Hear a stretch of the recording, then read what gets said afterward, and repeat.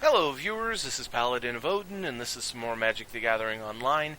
This is another episode of the Standard Commentary Series, and it looks like we've got Azorius Aggro versus Golgari Aggro. So currently Azorius has a Selfless Spirit, which he just attacked in for 2 with. The other side has a Grimflayer and a Vessel of Nascency. Looks like he attacked in with the Grimflayer last turn and killed off the Throbbing Inspector. Azorius is throwing down Gideon, ally of Zendikar. In response, pop the Vessel of Nascency, finding Liliana, land, Ob Nixilis, and land. And at the moment, I'm pretty sure he's going to pick Liliana. I mean, he's pretty low on mana. I mean, it is only turn 4, so not the end of the world, but, you know, can't really guarantee that you're going to pull a 5th land.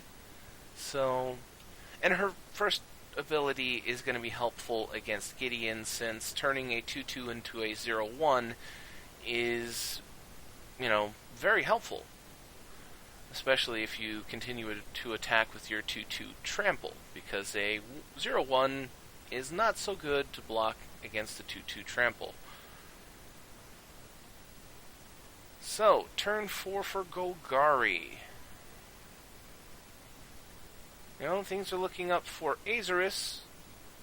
It's not the end of the world for Golgari yet.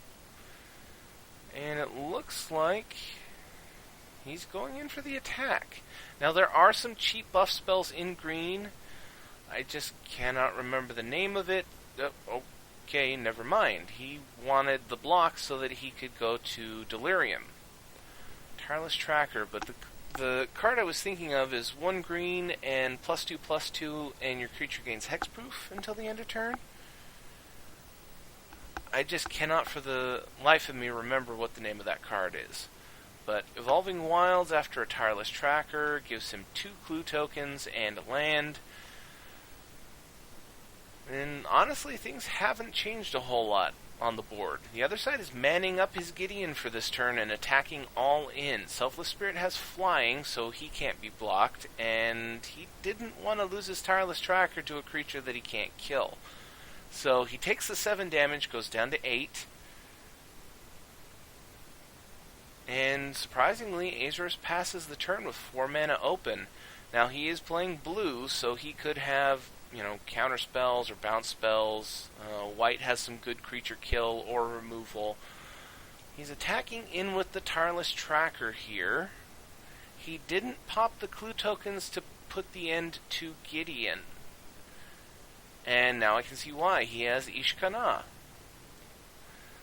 And thanks to Delirium, now he has 3 1/2 reach creatures that he can use to chump block with. And Spell Queller at the end of turn. I guess he just wants to go for the muscle. Unfortunately, she's a 5-drop, so he can't touch her. But, you know, a 2-3 against a bunch of creatures with reach isn't really all that helpful, though it would kill one of these guys. So, Selfless Spirit makes a Night token and throws out a Smuggler's Copter. So he's going to have a lot of flying on his next turn. But he has a lot of reach. Throws down Liliana, and she can straight up kill one of these Selfless Spirits right here and right now. And, you know, Indestructible does not save a creature from negative effects. So that's exactly what he's going to do. He does sacrifice it in response. I mean, not a bad idea since it was going to die anyway. Traverse the Ulvenwald. He has Delirium, so he can go and choose a creature. And he grabs Kalitas. Interesting. Not what I was expecting him to pick. I honestly expected him to go for another Ishkana. I mean, he couldn't have played it this turn, but, you know, next turn, even if she's still alive, throwing down a second one is not a bad idea. You lose 1, but then you get 3 more spider tokens, and against a board that has a lot of flying, that's not a bad idea. So, man up Gideon, man up the Smuggler's Copter, and attacking all in, even with the Knight token. Mainly because he doesn't have the mana to buff up the Tireless Tracker to a 3 toughness. So, attacking in with 4 creatures, he's got 5 to block with. Ishkana is going to block the Smuggler's Copter and eat it. Spider blocks the Knight token. 2 spiders block the Knight token. And that's 7 damage coming through. He's got 8 life. Is he gonna risk it?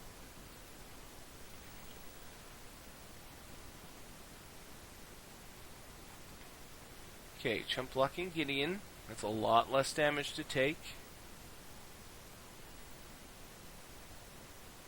And he could throw those 2 spiders in front of the Knight and still kill it. I highly doubt that he's going to waste a buff spell to save a Knight token. But, no, he's not going to block with them. He's saving 2 spider tokens. He takes damage, goes down to 4. Throbbing Inspector, second main phase. And passes the turn. So Golgari is in trouble here. The other side has, 1, 2, 3, 4, 5 creatures if he buffs or if he mans up Gideon. He's only got 4 blockers. He's at 4. Theoretically he could live through that attack, but at the same time he might not. So going straight into the attack phase and attacking with the 3-2 and the 3-5. He's saving the little guys back. He's going after Gideon. He is guaranteeing that Gideon is dead. So no reason to block with this guy since, Gideon is going to die anyway. Liliana kills off the other Selfless Spirit, so the board is a lot more friendly to Golgari now. There's only 3 creatures on the other side. He's got 2 blockers, a second Ishkana. So, what was I saying earlier about not a bad idea to throw down another one?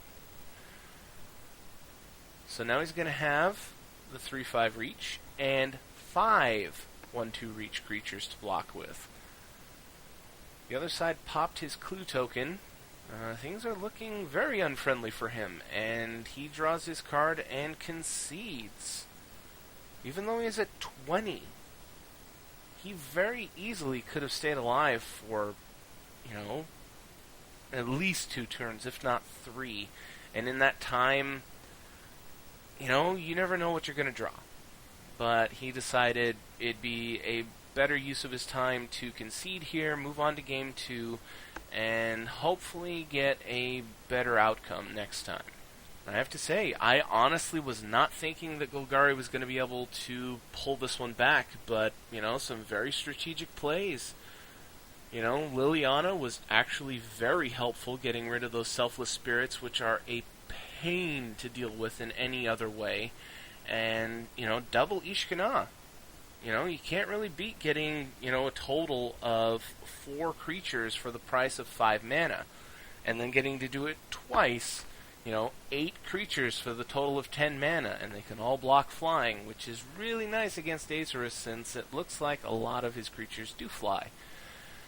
But this video is coming up on 10 minutes, so I'm going to end the video here. That was Azorius Aggro versus Golgari Aggro, and if you liked what you saw, hit that like and subscribe button for me, and I will see you in the next video.